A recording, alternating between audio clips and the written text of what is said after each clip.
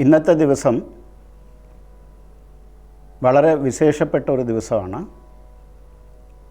വിനായക ചതുർത്ഥി അല്ലെങ്കിൽ ഗണേശ ചതുർത്ഥി എന്ന് പറയുന്ന ദിവസമാണ്. ചതുർത്ഥി എന്ന് വെച്ചാൽ നാലാമത്തെ ദിവസമാണ്. അതായത് അമാവാസ്യ അല്ലെങ്കിൽ കർത്തവാവ് കഴിഞ്ഞിട്ട് വരുന്ന ചതുർത്ഥിയാണ് ഈ ചതുർത്ഥി. ഇന്നത്തെ ദിവസമാണ് വിനായകൻ്റെ ജനനവും വിനായകൻ്റെ ശിവൻ്റെ ഗണങ്ങളുടെ അധിപനായിട്ട് പ്രഖ്യാപിച്ച ദിവസവുമാണ്. അതുകൊണ്ടാണ് ഗണപതി, ഗണനാഥ, ഗണേശ എന്നുള്ള പേരുകൾ വന്നത്. ഗണങ്ങളുടെ അധിപൻ. ഈ ഗണങ്ങൾ എന്ന് ഉദ്ദേശിക്കുന്നത് ശിവൻ്റെ അടുത്തുള്ള പ്രമഥ ഗണങ്ങളാണ്. പ്രമഥ ഗണങ്ങളുടെ അധിപനായതുകൊണ്ട് വിഘ്നേശ്വരനെ ഗണപതി എന്നുള്ള പേരിലാണ് അറിയപ്പെടുന്നത്. ഇന്നത്തെ ദിവസമാണ് ഗണപതിയുടെ ഉദ്ഭവിച്ച ദിവസവും ഗണപതിനെ ഗണപതിയായിട്ട് പ്രഖ്യാപിച്ച ദിവസവും. ഈ ദിവസത്തെക്കുറിച്ച് മുത്തുസ്വാമി ദീക്ഷിതരുടെ ഒരു കീർത്തനത്തിൽ പ്രത്യേകിച്ച് പറയുന്നുണ്ട്. ഇത് വളരെ പ്രശസ്തമായിട്ടുള്ള ഒരു കീർത്തനമാണ്. ഷൺമുഖപ്രിയ എന്നുള്ള രാഗത്തിൽ രൂപക താളത്തിലുള്ള ഒരു കീർത്തനമാണ്. സിദ്ധി വിനായകം എന്ന് തുടങ്ങുന്ന കീർത്തനമാണ്. സിദ്ധി വിനായകം അനിശം ചിന്തയാമി അഹം എന്നാണ് ഇതിൻ്റെ തുടക്കം. സിദ്ധി വിനായകം അനിശം എന്ന് തുടങ്ങുന്നതാണ്. വിനായകനെ അല്ലെങ്കിൽ വിഘ്നേശ്വരനെ വിഘ്നങ്ങളുടെ ഈശ്വരനായിട്ടും പ്രമഥഗണങ്ങളുടെ അധിപനായിട്ടും പരമശിവൻ പ്രഖ്യാപിച്ച ദിവസമാണ്. ഗണപതിയുടെ കഥകൾ ഒരു 3-4 അധ്യായമായിട്ടുണ്ടാവും.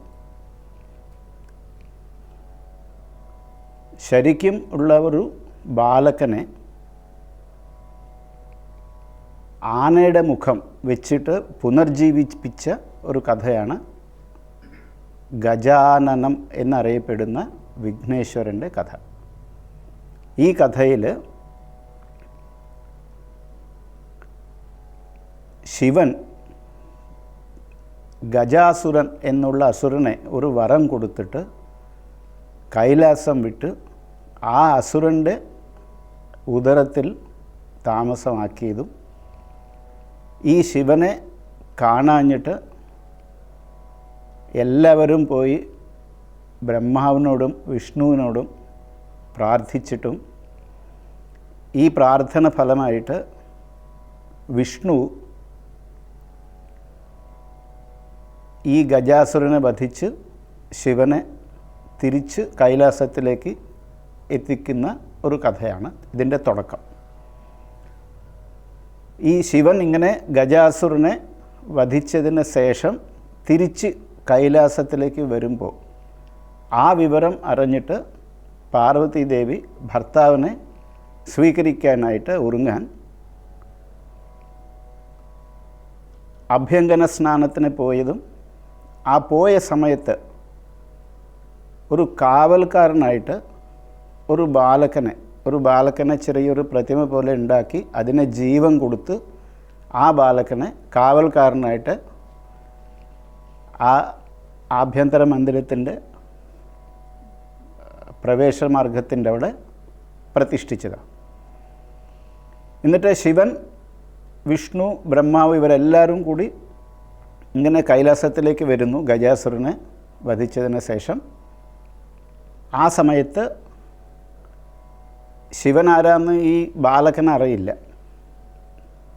അപ്പോൾ ഈ ബാലകൻ ശിവനെ വഴി തടഞ്ഞതും അകത്ത് കയറാൻ സമ്മതിക്കാതെ വഴി തടഞ്ഞതും അതിൻ്റെ ഒരു ആവേശത്തിലും ശിവൻ ഈ ബാലകനെ വധിക്കുക, എന്നിട്ട് ഉള്ളിലേക്ക് കയറുന്നതും, അതിനുശേഷം പാർവതീദേവി ഈ വിവരം അറിഞ്ഞിട്ട് വളരെ ദുഃഖിതയായിട്ട് ശിവനോട് പ്രാർത്ഥിക്കലും, എന്നിട്ടാണ് ഉത്തര ദിശയിൽ മരിച്ചു കിടക്കുന്ന ഏതെങ്കിലും ഒരു ജന്തുവിനെ അതിൻ്റെ മുഖം കൊണ്ടുവരാൻ വേണ്ടി ശിവൻ തൻ്റെ ഗണങ്ങളോട് പറയുന്നതും,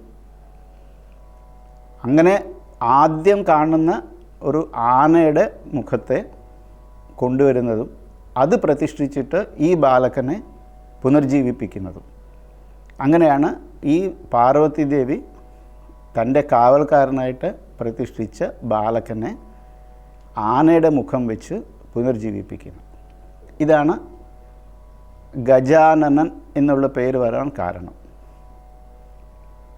പിന്നീട് പാർവതീദേവിയുടെ ദുഃഖത്തിനും ശമിപ്പിക്കാൻ വേണ്ടിയിട്ട് ഈ ഗണപതിക്ക് ഒത്തിരി ആനുകൂല്യങ്ങളും ബ്രഹ്മാവും വിഷ്ണുവും ഇന്ദ്രൻ മുതലായ ദേവതരെല്ലാവരും കൊടുത്തതും. അങ്ങനെയാണ് കഥ ഇതിൻ്റെ തുടക്കം. സിദ്ധി വിനായകം എന്നുള്ളതിന് ഈ വിനായകന് 16 സങ്കല്പങ്ങളാണ്. ഷോഡശ ഗണപതി എന്നാണ് പറയുക. ഷോഡശ രൂപങ്ങളുള്ള ഗണപതി. അതിൽ ഒരു രൂപമാണ് സിദ്ധി വിനായകൻ. ഈ സിദ്ധി വിനായകനെ കുറിച്ചുള്ള കീർത്തനമാണ് മുത്തുസ്വാമി ദീക്ഷിതർ രചിച്ച ഈ കീർത്തനം. സിദ്ധി വിനായകം അനീശം ചിന്തയാമ്യഹം സിദ്ധി വിനായകം അനീശം. ഇതിൻ്റെ അർത്ഥം നമുക്ക് നോക്കാം.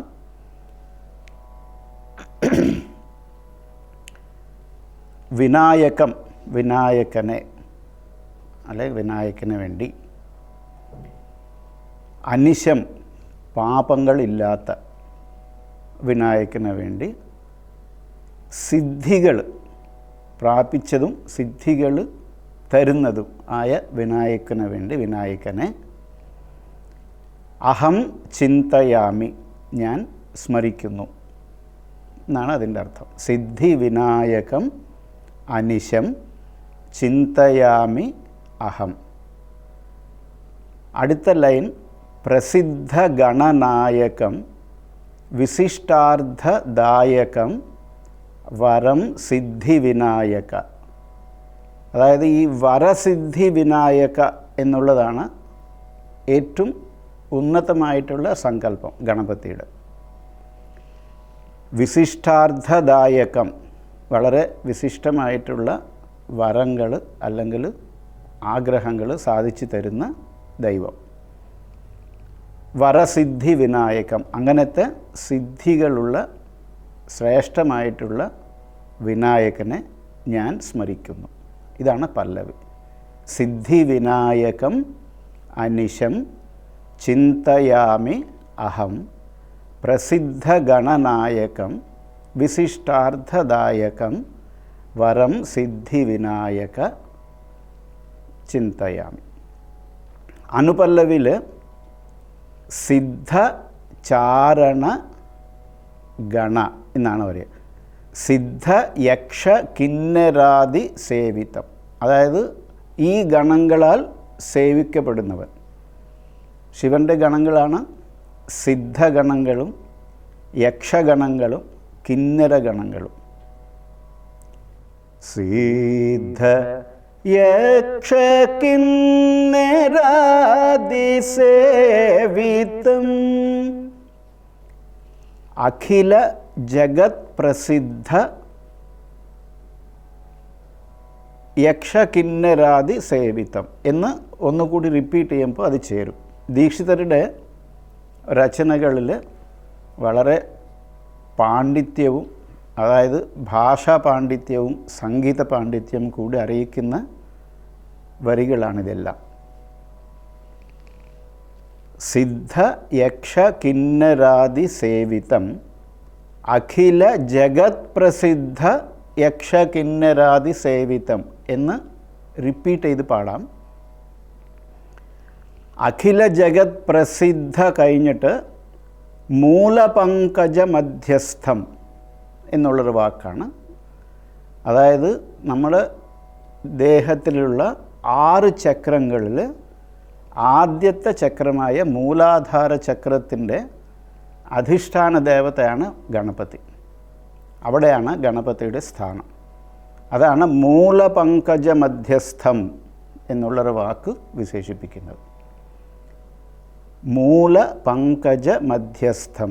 പിന്നെ മോദക ഹസ്തം. മോദകം എന്ന് വെച്ചാൽ ഗണപതിക്ക് ഏറ്റവും ഇഷ്ടപ്പെട്ട ഒരു പദാർത്ഥമാണ്.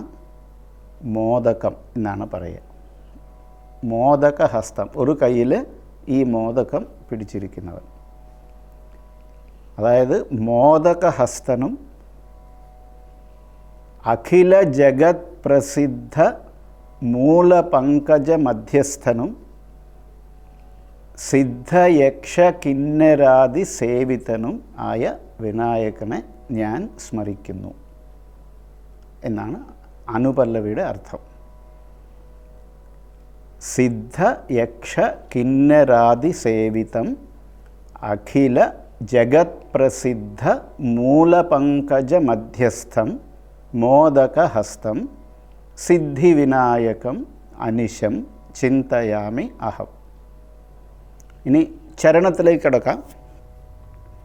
ചരണത്തിൽ ആദ്യം തന്നെ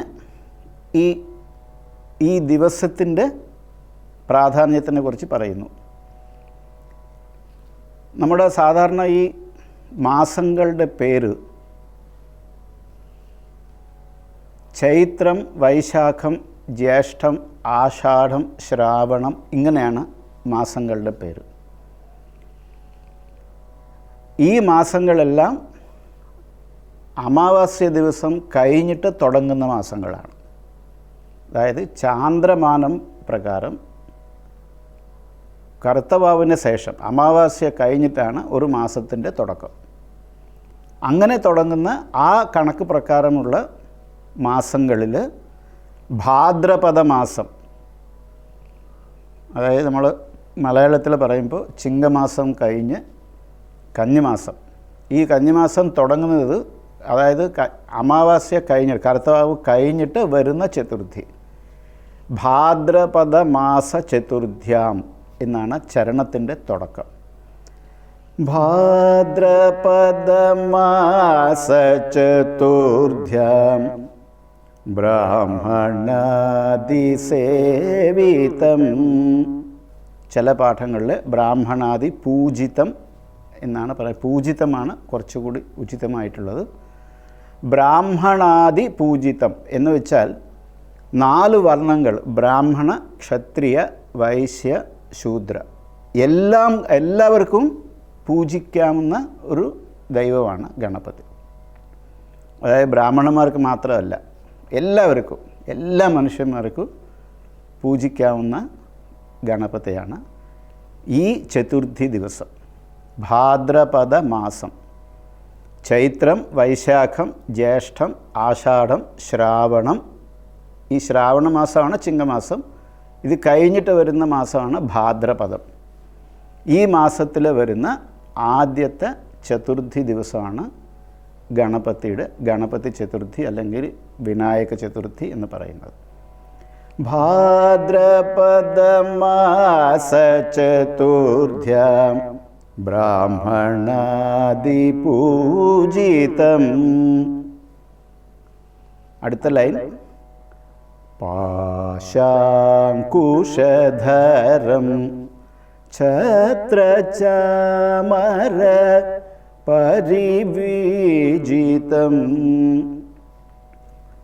പാശാങ്കുശധരം, പാശം, അങ്കുശം, ഇത് രണ്ടും 2 കയ്യിൽ ധരിച്ചുള്ളവൻ.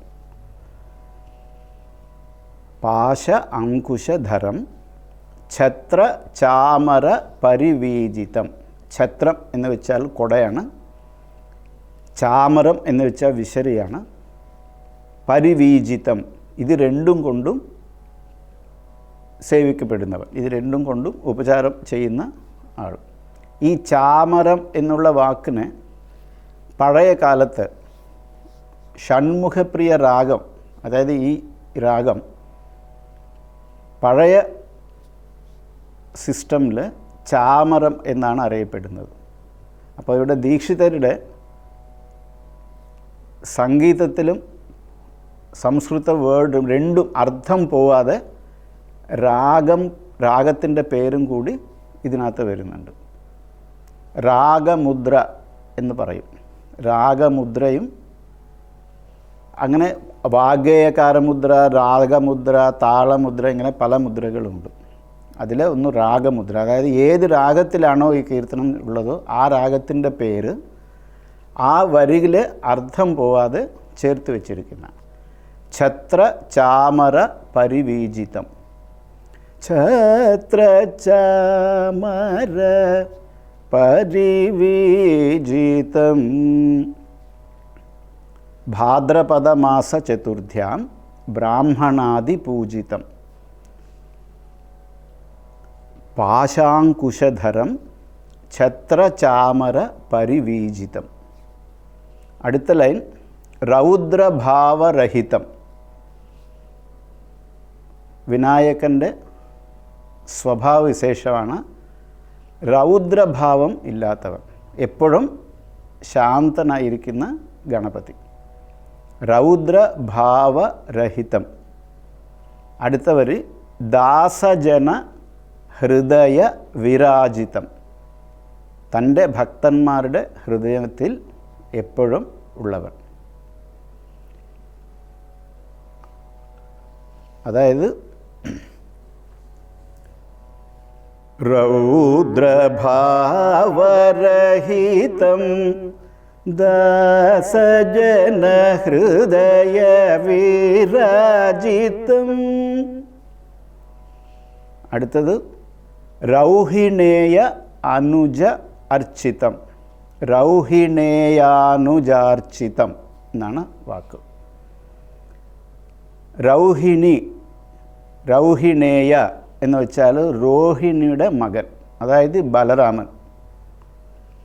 അനുജൻ എന്ന് വെച്ചാൽ അനുജൻ, ബലരാമൻ്റെ അനുജൻ, അതായത് ശ്രീകൃഷ്ണൻ. അർച്ചിതം, പൂജിക്കപ്പെട്ടവൻ, ശ്രീകൃഷ്ണനാൽ പൂജിക്കപ്പെട്ടവൻ, അർച്ചിക്കപ്പെട്ടവൻ. രൗഹിണേയാനുജാർച്ചിതം.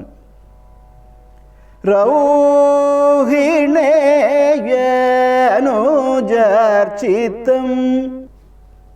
അടുത്ത വാക്ക് ഈഷണവർജിതം എന്നാണ്.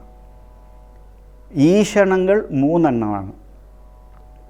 ഈഷണം എന്നുള്ള വാക്കിന് ആർത്തി, ആഗ്രഹം, വ്യാമോഹം എന്നൊക്കെയാണ്. ബന്ധം, അതായത് ഒരിക്കലും വിടാൻ പറ്റാത്ത ബന്ധം എന്നുള്ള അർത്ഥമാണ്. പക്ഷേ ഈ 3 ഈഷണത്രയം എന്നാണ് പറയുക. ഈഷണത്രയ വർജിതം, ഈഷണവർജിതം. ഗണപതി ഈ 3 ഈഷണങ്ങൾക്കും അതീതനാണ്. ഈഷണവർജിതം എന്നാണ് അടുത്ത വാക്ക്. ഈ 3 ഈഷണങ്ങൾ ധനേഷണ, ദാരേഷണ, പുത്രേഷണ എന്നാണ്. ധനത്തിനോടുള്ള വ്യാമോഹവും ആർത്തിയും. ദാര എന്ന് വെച്ചാൽ പാർട്ട്ണർ, ഭാര്യ അല്ലെങ്കിൽ ഭർത്താവ്. ഭാര്യയ്ക്ക് ഭർത്താവിനോടും ഭർത്താവിന് ഭാര്യയ്ക്കിനോടുള്ള വ്യാമോഹം, ബന്ധം എറ്റ്സെട്ര. അടുത്തത് പുത്രേഷണ, നമ്മുടെ സന്താനത്തിനോട് നമുക്കുള്ള മോഹവും ആർത്തിയും ആഗ്രഹങ്ങളൊക്കെ, ബന്ധങ്ങൾ. ഈ 3 മനുഷ്യനെ കർമ്മബന്ധനാക്കി മോക്ഷം കിട്ടാൻ തടസ്സമായി നിൽക്കുന്ന 3 എണ്ണമാണ്. ഈ 3 കൂടി അധിഗമിച്ചാലേ മോക്ഷം കിട്ടുകയുള്ളൂ. ഈ 3 എണ്ണം ഈഷണവർജിതം, ഈ 3നും അതീതനായിട്ടുള്ളവനാണ് ഗണപതി. അതുകൊണ്ടാണ് ഈഷണവർജിതം എന്നുള്ളൊരു വാക്ക് അവിടെ വെച്ചത്.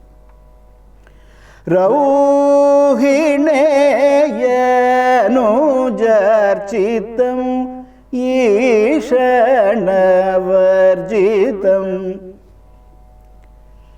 ശ്രീകൃഷ്ണൻ എപ്പോഴാണ് ഗണപതിനെ പ്രാർത്ഥിച്ചത് എന്നുള്ളത് നമുക്ക് വേറൊരു ഗണപതിയുടെ 4 അധ്യായത്തിലെ ഒരു അധ്യായമാണ് ശമന്തകമണി ഉപാഖ്യാനം. ശമന്തകമണിയുടെ കഥ. ശ്രീകൃഷ്ണൻ സത്രാജിത്ത് എന്നുള്ള മഹാരാജാവിൻ്റെ അടുക്കലുള്ള സൂര്യൻ്റെ വരദാനമായിട്ടുള്ള ശമന്തകമണിനെ ചോദിക്കലും ആ രാജാവ് തരില്ല എന്ന് പറയുന്നു. പിന്നെ ഒരു ദിവസം ഈ രാജാവിൻ്റെ അന്യനായ പ്രസേനജിത്ത് എന്ന് പറയുന്ന ആൾ ഈ ശമന്തകമണിനെ ധരിച്ച് നാട്ടിൽ പോകുന്നതും ആ സമയത്തെ ഒരു സിംഹം ഈ പ്രസേനജിത്തിനെ വധിച്ച് ആ മണിനെ കൊണ്ടുപോകലും ആ സിംഹത്തിനെ വധിച്ചിട്ട് ജാമ്പവാൻ ഈ മണിനെ കൊണ്ടുപോയിട്ട് തൻ്റെ മകളായ ജാമ്പവത്തേക്ക് കളിക്കാൻ കൊടുക്കുന്നതും ശ്രീകൃഷ്ണൻ നേരത്തെ ചോദിച്ചിട്ട് കൊടുക്കാത്ത കൊണ്ട് കൃഷ്ണനാണ് ഈ മണിനെ അപഹരിച്ചു എന്ന് പറഞ്ഞിട്ട് സത്രാജിത്ത് ഒരു ആരോപണം എല്ലാം ജനങ്ങളിലേക്ക് പ്രചരിപ്പിക്കുന്നതും ഇനി അതിനെ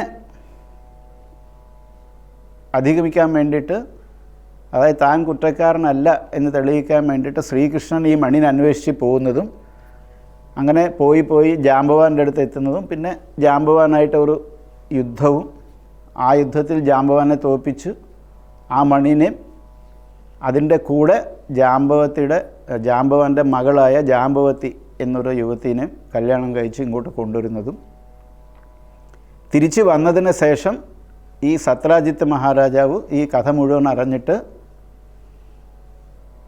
ഒരു ക്ഷമ പറയലും അതിൻ്റെ ഒരു ഇതായിട്ട് തൻ്റെ മകളായ സത്യഭാമനെ ശ്രീകൃഷ്ണനായിട്ട് കല്യാണം കഴിപ്പിക്കണം. ഇതാണ് കഥ. ശമന്തകമണിയുടെ കഥ എന്നാണ് പറയുക. ഇത് ഇങ്ങനെ ഒരു അപനിന്ദ വരാൻ കാരണം ഗണപതിനെ ഈ ചതുർത്ഥി ദിവസം പൂജിക്കാത്ത കൊണ്ടാണ് എന്ന് കൃഷ്ണൻ മനസ്സിലാക്കുന്നതും അതാണ് ഇവിടെ ഉദ്ദേശിക്കുന്നത്. രൗഹിണേയാനുജാർച്ചിതം എന്നുള്ള കഥ. അന്ന് മുതൽ ഈ ചതുർത്ഥി ദിവസം വിനായകനെ പൂജിച്ച് എല്ലാവരും, അവിടെ ഒരു വർണ്ണത്തിൻ്റെയോ ജാതിത്തിൻ്റെയോ ഒന്നും ഒരു ഭേദമില്ലാതെ എല്ലാവരും ഗണപതിനെ പൂജിച്ച് അതിന് ശേഷമാണ് അവർ മുകളിലുള്ള എന്തെങ്കിലും അപനിന്ദ വരാതിരിക്കാൻ, അത് നമ്മൾ ചെയ്യാത്ത കുറ്റത്തിന് ആൾക്കാർ നമ്മൾ കുറ്റം പറയുന്നത് നമുക്ക് വളരെ ഇതായിട്ട് കാണാം ഈ കാലത്ത്. ഇതൊന്നും വരാതിരിക്കാൻ വേണ്ടിയിട്ടാണ് ഈ ചതുർത്ഥി ദിവസം ഗണപതിനെ പ്രാർത്ഥിക്കുന്നത്. രൗഹിണേയാനുജാർച്ചിതം ഈഷണവർജിതം. അടുത്ത ലൈൻ അദ്രിരാജസുതാത്മജം അനന്തഗുരുഗുഹാഗ്രജം ഭദ്രപ്രദകരാംബുജം അല്ലെങ്കിൽ ഭദ്രപ്രദ പദാംബുജം ഭാസമാന ചതുർഭുജം എന്നുള്ള 4 വരികളാണ്. ഇത് മധ്യമകാല സാഹിത്യമായിട്ടാണ് ദീക്ഷിതർ വെച്ചിരിക്കുന്നത്. അദ്രിരാജസുതാത്മജം അനന്തഗുരുഗുഹാഗ്രജം ഭദ്രപ്രദപദാംബുജം ഭാസമാന ചതുർഭുജം സിദ്ധിവിനായകം അനിശം. അദ്രിരാജസുതാത്മജം. അദ്രി എന്ന് വെച്ചാൽ മല, അദ്രിരാജൻ എന്ന് വെച്ചാൽ പർവ്വതരാജാവ്, അദ്രിരാജസുത എന്ന് വെച്ചാൽ പാർവതീദേവി, സുതാത്മജം പാർവതീദേവിയുടെ മകൻ, അതായത് ഗണപതി. അദ്രിരാജസുതാത്മജം പാർവതി, അതായത് പർവ്വതരാജാവിൻ്റെ മകളുടെ മകൻ. അദ്രിരാജസുതാത്മജം. അനന്ത ഗുരുഗുഹ അഗ്രജം. ഈ ഗുരുഗുഹ എന്നുള്ളത് മുത്തുസ്വാമി ദീക്ഷിതരുടെ മുദ്രയാണ്. വാഗ്ഗേയകാര മുദ്ര എന്നാണ് പറയുക. ദീക്ഷിതരുടെ എല്ലാം കീർത്തനങ്ങളിലും ഈ ഗുരുഗുഹ എന്നുള്ള വാക്ക് വരും. ഗുഹൻ എന്ന് വെച്ചാൽ സുബ്രഹ്മണ്യസ്വാമിയാണ്. ഈ സുബ്രഹ്മണ്യസ്വാമിയാണ് ദീക്ഷിതരുടെ ഉപാസന ഗുരുവായിട്ട് വെച്ചിരിക്കുന്നത്. അതുകൊണ്ട് എല്ലാ ദീക്ഷിതരുടെ കൃത്തിലും ഈ ഗുരുഗുഹ എന്നുള്ള വാക്ക് വരും. ഗുരുഗുഹൻ എന്ന് വെച്ചാൽ സുബ്രഹ്മണ്യ സ്വാമിയാണ്. അഗ്രജം എന്ന് വെച്ചാൽ ഈ സുബ്രഹ്മണ്യ സ്വാമിയുടെ ജ്യേഷ്ഠൻ, അതാണ് ഗണപതി. അനന്തമായിട്ടുള്ളവനും ഗുരുഗുഹൻ്റെ അഗ്രജനായിട്ടുള്ളവനും. ഭദ്രപ്രദ പദാംബുജം, തൻ്റെ പാദങ്ങളെ, തൻ്റെ പാദകമലങ്ങളെ ഭജിക്കുന്നവൻ അല്ലെങ്കിൽ വിശ്വസിക്കുന്നവനെ ഭദ്രപ്രദം, ഭദ്രമാക്കുന്നവൻ, വളരെ സേഫായിട്ട് ക്ഷേമമായിട്ട് നോക്കുന്നവൻ. ഭദ്രപ്രദ പദാംബുജം. ഭാസമാന ചതുർഭുജം, 4 ഭുജങ്ങളെ കൊണ്ട് ശോഭിക്കുന്നവൻ. അദ്രിരാജസുതാത്മജം അനന്ത ഗുരുഗുഹാഗ്രജം ഭദ്രപ്രദ പദാംബുജം ഭാസമാന ചതുർഭുജം. ഇതാണ് ഈ കീർത്തനം. ഞാൻ ഒന്നുകൂടി പറയാം. ഈ വാക്കുകളെല്ലാം സിദ്ധിവിനായകൻ എന്നുള്ള സങ്കല്പത്തിന്, വരസിദ്ധിവിനായകൻ എന്നാണ് ഈ സങ്കല്പം, അതിനെക്കുറിച്ചുള്ളതാണ്. ഈ ഭാദ്രപദമാസ ചതുർത്ഥ്യാം എന്നുള്ള തിഥി ഇന്നത്തെ ദിവസമാണ്. അതായത് അമാവാസ്യ കഴിഞ്ഞിട്ട് വരുന്ന ചതുർത്ഥി, ഭാദ്രപദ മാസം. സിദ്ധിവിനായകം അനിശം ചിന്തയാമി അഹം പ്രസിദ്ധഗണനായകം വിശിഷ്ടാർത്ഥദായകം വരം. അനുപല്ലവി. സിദ്ധ യക്ഷ കിന്നരാദി സേവിതം അഖില ജഗത് പ്രസിദ്ധ മൂലപങ്കജ മധ്യസ്ഥം മോദകഹസ്തം. ചരണം. ഭാദ്രപദമാസ ചതുർത്ഥ്യാം ബ്രാഹ്മണാദിപൂജിതം പാശാങ്കുശധരം ഛത്രചാമര പരിവീജിതം രൗഹിണേയാനുജാർച്ചിതം. അതിനു മുമ്പ് രൗദ്രഭാവരഹിതം ദാസജനഹൃദയ വിരാജിതം. അത് കഴിഞ്ഞിട്ടാണ് രൗഹിണേയാനുജാർച്ചിതം ഈഷണവർജിതം അദ്രിരാജസുതാത്മജം അനന്ത ഗുരുഗുഹാഗ്രജം ഭദ്രപ്രദ പദാംബുജം ഭാസമാന ചതുർഭുജം സിദ്ധിവിനായകം അനിശം അഹം ചിന്തയാമി. ഇതാണ് ഈ കീർത്തനം. ദീക്ഷിതർ ഇതിൽ പറഞ്ഞതുപോലെ എല്ലാവരും ഗണപതിനെ പ്രത്യേകിച്ച് ഇന്നത്തെ ദിവസം പ്രാർത്ഥിച്ച് വളരെ ക്ഷേമമായിട്ടും ആയുരാരോഗ്യ സമൃദ്ധിയോടുകൂടി സുഖജീവിതം നയിക്കാൻ വേണ്ടി ഭഗവാനെ പ്രാർത്ഥിക്കുക. ഓം മഹാഗണപതയേ നമഃ. ഈ ഗണപതി പൂജ ചെയ്യുമ്പോൾ 21 ഇലകൾ കൊണ്ടാണ് ചെയ്യുക. ഏകവിംശതി പത്രാണി പൂജയാമി എന്ന് പറഞ്ഞിട്ടാണ് ചെയ്യുക. ഏകവിംശതി എന്ന് വെച്ചാൽ 21. അതിനകത്ത് എല്ലാം പത്രങ്ങളും വരും. പത്രം എന്ന് വെച്ചാൽ ഇലയാണ് ഉദ്ദേശിക്കുന്നത്. ഏകവിംശതി പത്രങ്ങളെ കൊണ്ട് പൂജിച്ച് ഗണപതിനെ പ്രാർത്ഥിക്കുക. ഗണപതിയുടെ അനുഗ്രഹം കൊണ്ട് ക്ഷേമവും സുഖപ്രദമായിട്ടുള്ളൊരു ജീവിതം നയിക്കാൻ പ്രാർത്ഥിക്കുക. സിദ്ധിവിനായകം അനിശം ചിന്തയാമ്യഹം പ്രസിദ്ധഗണനായകം വിശിഷ്ടാർത്ഥദായകം വരം. സിദ്ധിവിനായകം